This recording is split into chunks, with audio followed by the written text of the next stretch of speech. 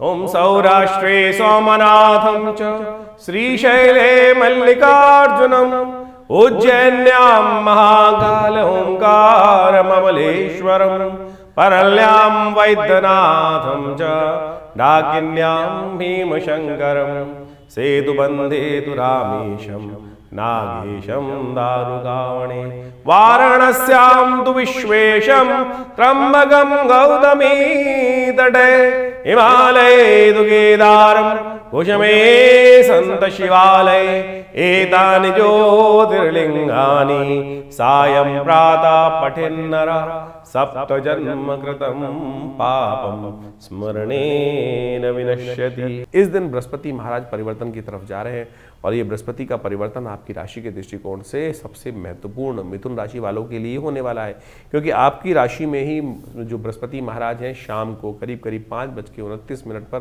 प्रवेश करने जा रहे हैं। वक्र गति से उल्टी चाल चलते हुए बृहस्पति महाराज आपकी राशि में पुनः आपके लिए एक नया रास्ता, बहुत बढ़िया चीज़ें खोलने के लिए उपस्थित होने जा रहे हैं, जो आपके लिए खासतौर पे किस्मत का दरवाज़ा खोलने के लायक साबित होती दिखाई देंगी। 12 वर्ष बाद बृहस्पति अतिचारी अवस्था में एक बार पुनः आपकी राशि में निकलने के बाद वापस आते दिखाई दे रहे हैं। एक बार पुनः आपको वो योग बनाकर दे रहे हैं कि आप उस समय को पूरी तरह से लाभ की तरफ अपनी तरफ आने वाले 6 महीने खासतौर पर आपकी राशि के दृष्टिकोण से जबरदस्त रहने के योग बना सकते हैं। जैसे जैसे बृहस्पति वक्री हैं अभी, फिर मार्गी होंगे और फिर सही रास्ते पर जैसे ही आएंगे तो आप ये मान के चलना, ये आपके लिए आज से 2-3 महीने या 6 महीने का समय मान लीजिए करीब करीब बहुत ज़बरदस्त साबित होने के लिए जाने वाले हैं।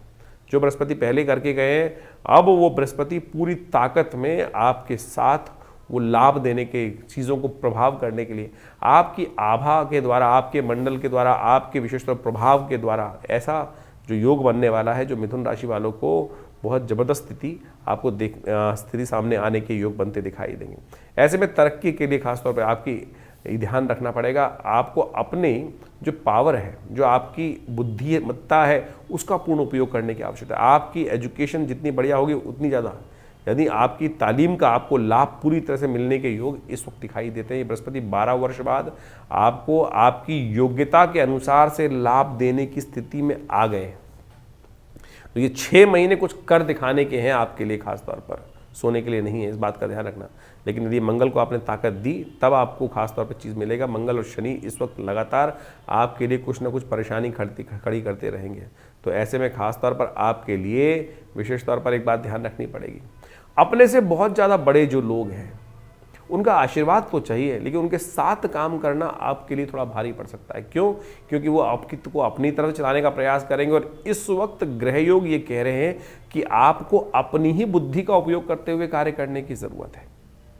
इसका कतई ये अर्थ नहीं कि आप बड़ों का, पिता का या किसी बड़े व्यक्ति का सम्मान ना करें। सम्मान नहीं किया तो फिर किस्मत बंद हो जाएगी।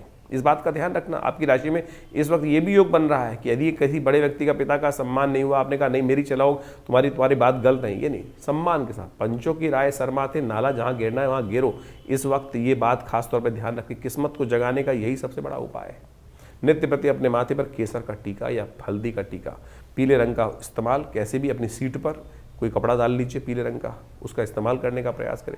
बृहस्पति का उपाय है, बृहस्पति के निमित्त ओम ग्रांग ग्रीं ग्रौंग से गुरुवे नमः इस मंत्र का यथाउचित भाव से जप करने का प्रयास करें। ये बृहस्पति का ट्रांजिट आपके लिए आने वाले 6 महीने में वारे न्यारे करने वाला साबित होगा। तो आपकी राशि के दृष्टिकोण से आपने समझा कि बृहस्पति का ये परिवर्तन आपको क्या प्रभाव देने वाला है। उनके उपाय भी आपको अच्छे से कर लेना चाहिए। देखिए, बृहस्पति ज्ञान का ग्रह है, वक्र अवस्था में वो राशि परिवर्तन कर वापस चलते चलते इस वक्त राशि परिवर्तन किए हैं और जो सबसे उच्च स्थान से प्राप्त होकर वो इस वक्त बुध की राशि में जो प्रवेश कर चुके हैं, उसका प्रभाव आपकी राशि के दृष्टिकोण से जो हो रहा है वो आपने अच्छे से समझा। इसका निदान भी अवश्य करने का प्रयास करें। सबसे श्रेष्ठ तो ये होगा कि बृहस्पति को शक्ति देने के लिए, उसका शुभ फल प्राप्त करने के लिए पीली चीज़ों का दान करने का प्रयास करें। पीली चीज़ों का दान, जैसे हो सकता है हल्दी का दान कर सकते हैं, किसी भंडारे में व्यवस्था हो हल्दी का दान करने का प्रयास करें। गौशाला में चने की दाल को भिगोकर दान करना एक बड़ा श्रेष्ठ उपाय माना जाता है। विप्रजन, जो ज्ञान का कार्य करने वाले लोग हैं, ब्राह्मण हैं, पूजा पाठ का कार्य करने वाले लोग हैं, उनकी सेवा यथाउचित भाव से करने का प्रयास करें। सर्दियाँ चल रही हैं, ऐसे में गर्म वस्त्र का दान करना भी आपकी राशि के दृष्टिकोण से परम श्रेष्ठ उपाय है। यथाउचित भाव से अवश्य करने का प्रयास करें। ये पीले रंग के वस्त्रों का दान, गर्म वस्त्रों का दान, ये और जो ज्ञान के क्षेत्र में कार्य कर रहे हैं, जो बच्चे पढ़ रहे हैं, उनमें धार्मिक पुस्तकों का वितरण कराना भी बृहस्पति को अद्भुत रूप से शक्ति प्रदान करेगा। बृहस्पति का मंत्र है ओम ग्रांग ग्रीं ग्रौंग सह गुरुवे नमः। छोटा सा मंत्र देख लीजिए, ओम ग्रांग ग्रीं ग्रौंग सह गुरुवे नमः। हमारे इस चैनल पर मंत्र सेक्शन में आप जाएंगे तो वहाँ ये मंत्र आपको इसका पूरा ऑडियो मिल जाएगा और उसको लगातार आप सुन भी सकते हैं। और बृहस्पति के इस जो नेगेटिव प्रभाव थोड़े बहुत होंगे उसको ठीक करने के लिए ये मंत्र सबसे श्रेष्ठ कार्य है। वैसे तो बहुत सारे लोग विभिन्न नग भी पहनने का धारण करते हैं, कोई पुखराज पहनता है, कोई उसका जो येलो सफायर है वो पहनने का प्रयास करते हैं, कोई टुपास पहनने का प्रयास करते हैं। तो हम कहेंगे सबसे श्रेष्ठ जो है वो आप बृहस्पति को शक्ति देने के लिए बृहस्पति का मंत्र जप करने का प्रयास करें, दान करने का प्रयास करें, वो आपको अद्भुत रूप से लाभ देगा। एक बड़ा श्रेष्ठ उपाय है बृहस्पतिवार के दिन व्रत कर कर केले का पूजन करना, केले के पेड़ पर हल्दी वाले जल को अर्पित करना। ओम नमो नारायणाय इस मंत्र का स्तवन करते हुए भगवान विष्णु स्वरूप उस केले के पेड़ का पूजन करने से भी बृहस्पति के बहुत सारे नेगेटिव प्रभाव है, ये हमने प्रत्यक्ष रूप से देखा है कि बिल्कुल दूर होने के योग बन जाते हैं। और शास्त्र विधि के अनुसार से पुराणों में इसको बहुत वृहद रूप से समझाने का प्रयास किया गया है। तो आपकी राशि के दृष्टिकोण से बृहस्पति का ये परिवर्तन आने वाले करीब करीब 6 महीने में बहुत महत्वपूर्ण प्रभाव उत्पन्न करने वाला है। और उस प्रभाव को अपने लिए शुभ करने के लिए जो अनेक प्रकार के उपाय हैं उनको आप कर लीजिए। और हमने ऐसा देखा है कि जो इन उपायों के माध्यम से कार्य करते हैं उनके जीवन में अद्भुत रूप से परिवर्तन का योग बनता है। यज्ञ भी बृहस्पति की शक्ति देने के लिए सबसे श्रेष्ठ उपाय माना जाता है, क्योंकि यज्ञ का संबंध भी बृहस्पति के साथ ही माना जाता है। तो सबसे श्रेष्ठ। और देखिए एक बात प्रैक्टिकल रूप से करने का प्रयास करें। हमने किसी को दान किया, कोई चीज़ हमने किसी चीज़ को दान करने का प्रयास किया और दान पता नहीं योग्य व्यक्ति है कि नहीं है। आपने रास्ते में चलते हुए किसी व्यक्ति को देखा, किसी बच्चे को देखा या कुछ भी, आज की तारीख में ज़माना बड़ा विचित्र है, और वो दान करने का हमने कर दिया और बाई चांस उस व्यक्ति ने उस दान के पैसे में किसी गलत कार्य में लगाया। और उस गलत कार्य में दान का पैसा लगने से क्या होता है कि जो दान करने वाला है उस पर भी यदि पुण्य में लगा है तो पुण्य प्राप्त होगा, अशुभ कार्य में लगा है तो उस अशुभ का भागी वो भी बाहर पड़ता है।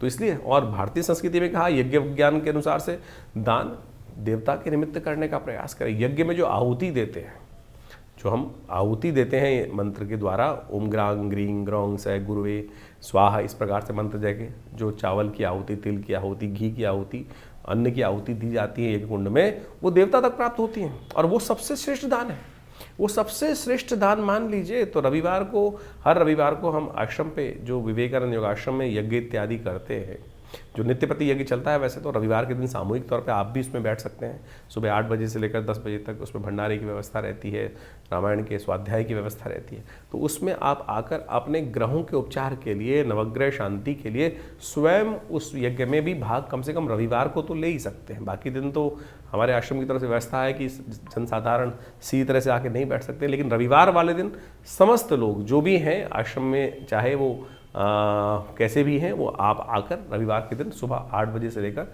10 साढ़े 10 बजे तक जो कार्यक्रम चलता है उसमें सम्मिलित हो सकते हैं। कोई शुल्क नहीं है।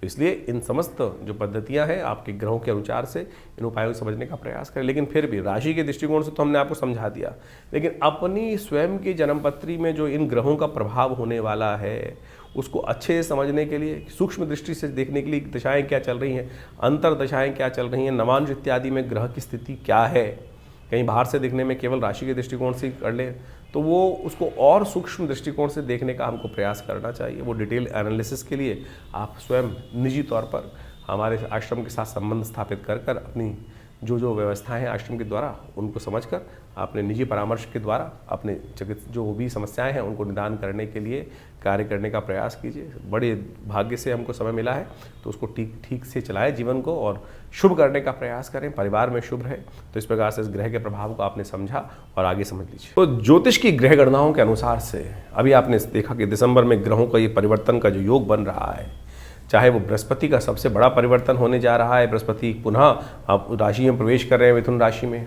और उसका प्रभाव जिस प्रकार से होगा बहुत तेज गति से होगा। अतिचारी बृहस्पति जिस प्रकार से बहुत जल्दी जल्दी राशि परिवर्तन करने का योग बना रहे हैं, इसका प्रभाव व्यक्ति के जीवन में विशेष तौर पे समझना चाहिए। जिन राशि वालों के दृष्टिकोण से जिस प्रकार का योग बन रहा है, उसके अनुसार से आपको अपने जीवन में जो उपाय हमने बताए हैं उनको करने का सही रूप से प्रयास करना चाहिए। सत्य माने ये ग्रहों की गणना जो है वो वास्तविक तौर पे आपके जीवन में ऐसा प्रभाव डालती है जो आपकी राशि के अनुसार से आपको समझ में आया है। और इस राशि के अनुसार से यदि नेगेटिव प्रभाव है तो उसको ठीक करने के लिए जो उपाय सरल रूप से हमने आपके समक्ष उपस्थित किए हैं, समय समय पर उसको अवश्य करते रहना चाहिए। जैसे इन दिनों हमने आपको बहुत सारे जो तिथि के अनुसार से योग बताए हैं, उन सबको अच्छे से समझ लें। सत्य माने ये पिशाच मोशनी जो तिथि आई थी, उसके अंदर मैंने ऐसा प्रत्यक्ष रूप से देखा जो आपको अनुभव बताया है।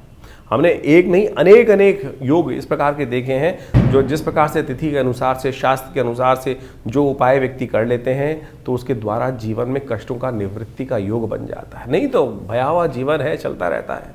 देखिए, बड़े भाग्य से मानुष तन पाया है। 84 लाख योनि के बाद इन सब से भटकते हुए हमने बड़ा श्रेष्ठ समय प्राप्त हुआ, हमको ये सुंदर कार्य करने का, सुंदर भोगों को प्राप्त करने का योग बना। लेकिन फिर भी यदि हमारे जीवन में कुछ ना कुछ हम उसको वैज्ञानिक तौर पर चीज़ों को समझकर परिवर्तन ना लाएं तो फिर ये समय जो है व्यर्थ रूप से गवा देंगे। इसलिए परिष्कृत पद्धति से भारतीय संस्कृति के ऋषि मुनियों ने हर चीज़ का निदान, सकल पदार्थ है जग माही, कर्महीन पुरुष पावत नाही। तो इस बात को समझते हुए तो बड़े मुश्किल से जो बड़े भाग्य मानुष तन पाया है, इस समय को यूटिलाइज करने का हमें प्रयास करना चाहिए। चीज़ों को परिवर्तन करने का प्रयास। ऐसा कोई चीज़ नहीं है जो व्यक्ति अपने कर्म के द्वारा परिवर्तन नहीं कर सकता। हमारे पुराण, हमारे शास्त्र, हमारी कथाएं इस बात को विशेष तौर पर समझाने का प्रयास करती हैं कि कैसे कैसे लोगों ने अपने जीवन के उन कष्टों को निवृत्त करने के योग बनाए, कष्टों को दूर करने के योग बनाए, कर्म से बनाए हैं और भगवत भजन से बनाए हैं। तो यही वो जो टेस्टिमनीज हैं, जो विशेष तौर पर कथाएं हैं, वो सत्य कथाएं हैं वो। और किन किन के जीवन में कैसे कष्ट आए, उनसे निवृत्ति के योग बने। तो आप समझें, इन समय के अनुसार से, इन ग्रहों के परिवर्तन के अनुसार से आपके जीवन में जो ये कष्ट चल रहे हैं और सही रूप से उपाय सही रूप से कर लेने चाहिए। हमने इस कार्यक्रम के माध्यम से आपके समक्ष ज्योतिष की जो विभिन्न शाखाएं हैं, चाहे वो मंत्र विज्ञान के निदान के माध्यम है, चाहे वो दान के माध्यम से निदान का मार्ग है, या फिर वो विभिन्न प्रकार के जो भी और उपाय हो सकते हैं, चाहे वो शास्त्र में लाल किताब हो गए और विभिन्न पुस्तकों के माध्यम से, पाराशरी ज्योतिष के माध्यम से, वैदिक ज्योतिष के माध्यम से जो जो उपाय हो सकते हैं वो सरल रूप से हमने आपके समक्ष रखने का प्रयास किया है। आशा करते हैं इन सब चीज़ों को आप समझकर अपने जीवन में परिवर्तन, अपने बच्चों के जीवन में परिवर्तन, अपने समस्त प्रेमी जनों के जीवन में परिवर्तन लाने के लिए हमें सुंदर प्रयास करना चाहिए। एक बहुत सारे विचित्र भाव लोग कई बार पूछ लेते हैं, कई बार व्हाट्सअप भी करके भेजते हैं कि हमारी नाम राशि के अनुसार से भी क्या भविष्य मिलेगा। अरे बिल्कुल मिलेगा। ज्योतिष के अंदर अनेक शाखाएं हैं। पुराने ज़माने में बहुत सारे लोग तथागत आज भी इस बात को सही से समझने का प्रयास कीजिए। लोग, आप समझें कि नाम मिलाकर राशि के द्वारा जो मिलान किया जाता था विवाह से पहले और उसके बाद एक निदान बताया जाता था। आप समझें कि किसी व्यक्ति का यदि नहीं मिल रहा है तो उपाय क्या किया जाए। जन्मपत्री के दृष्टिकोण से समझे कि वो निदान नहीं हो रहा है तो पुराने ज़माने में कुछ लोग एक विशेष उपाय कराते थे कि शादी से पहले किसी का कोई और नाम होता था और शादी के बाद नाम बदल दिया जाता था और उससे क्या होता था, राशि बदल जाती थी, जो नाम की राशि है वो बदल जाती थी और उसके बाद उनके गुण मिलान कर दिया। तो ये उपाय है शास्त्रोक्त विधि के अनुसार से, न्यूमरोलॉजी के अनुसार से जो नाम में परिवर्तन कर रहे हैं वो क्या है, वो वही उसी का एक मार्ग ही तो है। ये भी एक निदान के सहस्त्रों निदानों में से एक मार्ग है। तो इसलिए हर चीज़ का जवाब है। तो कोशिश ये करें इन सरल ज्योतिष के माध्यमों से अपने जीवन को समझें, समय को समझें, व्यर्थ ना गंवाएं। कुछ लोग हैं जो तथाकथित तौर पे आपके मनोमस्तिष्क को भ्रमित करने का प्रयास कर सकते हैं। अरे कुछ नहीं होता, ज्योतिष के माध्यम से कुछ नहीं होता। लाखों लोगों ने अपने समय को समझकर परिवर्तन के सुंदर योग बनाए और हम नित्य प्रति देखते हैं। लोग आते हैं, कष्ट चल रहा होता है और वो भार को काटने के लिए मंत्र का अनुष्ठान, दुर्गा सप्तशती का पाठ, रुद्राभिषेक, विभिन्न मंत्रों के जाप, महामृत्युंजय हो गए, चाहे विभिन्न ग्रहों के पाठ किए जाते हैं। तो भार कटता है, बिल्कुल। कर्म का भाग कर्म के द्वारा ही काटा जा सकता है और पुण्य कर्मों के द्वारा तो भार बहुत जल्दी से कट जाता है। तो इसलिए इन सब आप जो उपाय आपके ज्योतिष के दृष्टिकोण से, आपकी राशि के दृष्टिकोण से, आपके जन्मपत्री के दृष्टिकोण से सबसे देखिए स्टेप बाय स्टेप समझने का प्रयास करें। ज्योतिष के अंदर सूक्ष्म जितना होता जाएगा उतना चमत्कारिक प्रभाव आपके मनोमस्तिष्क पर उसका हो सकता है। राशि बहुत स्थूल है, बहुत मोटा चीज़ है। उसके बाद जो अगर देखें ज्योतिष के दृष्टिकोण से और सूक्ष्म कर लिया गया तो जन्मपत्री पद्धति बना दी गई। जन्मपत्री में सहस्त्रों कुंडलियाँ बनती हैं। उन सब के माध्यम से भविष्य को देखने की एक नज़रिया प्राप्त होता है, एक समझ प्राप्त होती है और उसके अनुसार से हमारे जीवन में जो घटनाक्रम चल रहा है वो हमें समझ में आ जाता है। तो उसको परिवर्तन करने के लिए हमारे विद्वान ज्योतिष विदों ने अनेक वर्षों से, लाखों वर्षों से उन सब पद्धतियों को हमारे इन कथाओं के माध्यम से उपस्थित किया है। यही वैदिक ज्योतिष है। यही वैदिक ज्योतिष के माध्यम से हम आपको जो भी आपके जन्मपत्री में जन्म के अनुसार से चीज़ों को होने वाले हैं उन सब निदानों को बताने का प्रयास करते हैं। तो ये सब कथाओं को आप विश्वास के साथ, जो हमारा कार्यक्रम है उसको विश्वास के साथ समझने का प्रयास करें। आपके तमाम प्रश्नों का निदान आप इसी कार्यक्रम के माध्यम से अवश्य देने का प्रयास करते हैं। और जैसे जैसे हमारे आश्रम में विभिन्न कार्यक्रम समय समय पर चलते हैं उन सब में आप स्वयं सम्मिलित हो सकते हैं। जैसे रविवार वाला यज्ञ है उसमें आप सम्मिलित हो सकते हैं। इसके अलावा मंगलवार को सुंदरकांड का कार्यक्रम होता है उसमें आप सम्मिलित हो सकते हैं। विभिन्न उत्सव समय समय पर होते रहते हैं, उन सब के निमंत्रण हम आपको देते रहते हैं। और आप उसमें व्यवस्था जान लीजिए, उसमें कोई शुल्क आश्रम की तरफ से नहीं लिया था। कुछ लोग हैं, हमारे को कंप्लेंट आती रहती है, हमारे नाम से कोई आपको जन्मपत्री या कोई भी निदान करने के लिए पैसे मांग रहा है, तो कम से कम ये देख लें कि हमारे आश्रम से कोई ऐसे पैसे की लेन देन की व्यवस्था नहीं होती है, हम कोशिश नहीं करते हैं। तो आप सरल रूप से आश्रम पे आइए। हर रविवार को हम स्वयं मिलते हैं आप सबसे और आपके प्रश्नों का निदान भी देने का प्रयास करते हैं। हाँ, ज्योतिष की जो जन्मपत्री दिखाने का शुल्क होता है वो जरूर आश्रम की व्यवस्थाओं को चलाने के लिए आवश्यक है, वो सब चाहिए भी होता है। और आप चाहें तो आप स्वयं सम्मिलित हों भगवती के इस यज्ञ में, विभिन्न कार्यक्रमों में जो ये विवेकानंद योगाश्रम की तरफ से हम चलाते हैं। हॉस्पिटल भी चला रहे हैं, एक बहुत बड़ा जो 100 बेड का हॉस्पिटल है विवेकानंद योगाश्रम हॉस्पिटल।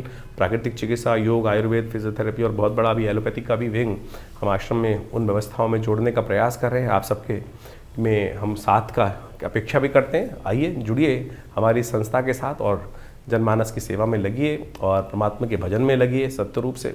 और साथ साथ बहुत सारे और भी कार्य, चाहे गौशाला का कार्य आश्रम में चल रहा है, सदा व्रत का कार्य चल रहा है, यानी भंडारा भी चलता है, गरीबों को भोजन कराने की व्यवस्था होती है। हर महीने कम से कम आप मान के चले कि लाखों लोगों को, चाहे वो विभिन्न मार्ग से जो आयुर्वेदिक औषधियाँ हैं उनका वितरण कराने का हम प्रयास करते हैं। करीब करीब हमने जो अपनी व्यवस्था आश्रम की तरफ से देखी है तो करीब करीब हर महीने करीब हम 20 से 30 लाख रुपए की जो मेडिसिन्स हैं, दवाइयाँ हैं, जो विभिन्न हमारे को आश्रम में विभिन्न सहयोगों से प्राप्त होती हैं, वो सब पूरे क्षेत्र में हम वितरण करने का भी प्रयास करते हैं। सर्दियों में कपड़े, वस्त्र इत्यादि, गर्म वस्त्र इत्यादि वितरण करने का प्रयास करते हैं। गरीबों में खाने भोजन की व्यवस्था करने का प्रयास करते हैं। तो ये सब समाज के कार्य आश्रम की तरफ से चल रहे हैं।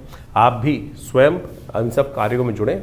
आप सबको ये जीवन में शुभ होगा, कल्याण होगा और आनंद के योग बनेंगे। धन्यवाद।